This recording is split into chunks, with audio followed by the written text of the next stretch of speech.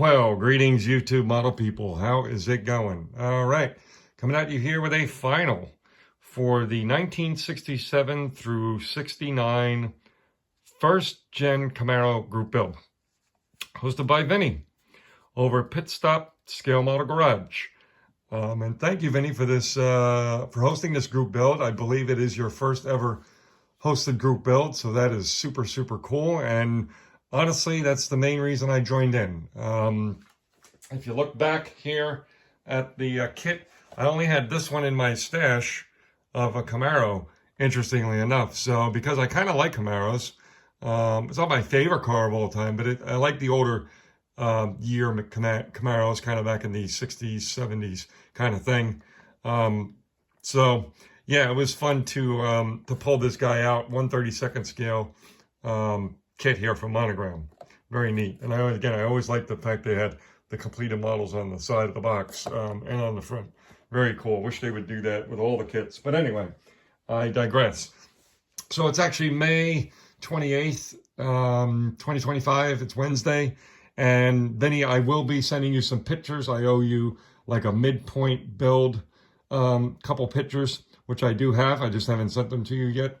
And then, of course, I have my finals pictures that I will send over to you and email to you, okay? So be on the lookout for those, probably be within the next day or so. So anyway, so yeah, I went with this interesting color. I've been curious to try it out. I've never used it before. This is part of the Model Master, guess it was the two-step lacquer. Yeah, the two-step lacquer system. So this, the color paint goes on kind of flat or a matte finish. I would more say would be matte. And then when you put the clear coat on, it brings out the gloss, which is super cool.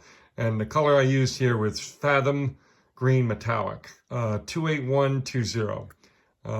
Again, maybe a little harder to find now with Model Master being no more. But anyway, very cool color. And I paired it up with a black interior, and I thought that would look good. And I thought it would make it look a little extra mean, including on the back fin there. I've also painted that black, just a matte black.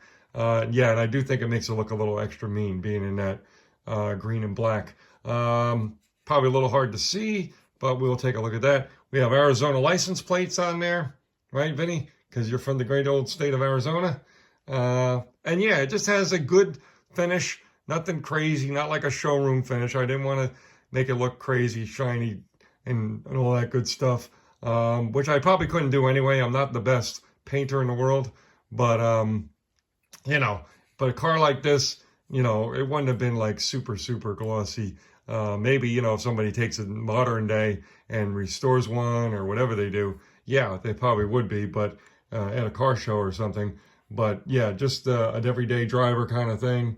Yeah, it wouldn't have been too insanely glossy. So that's it, folks. Again, thank you, Vinny, for hosting the build, and congrats on hosting your first group build.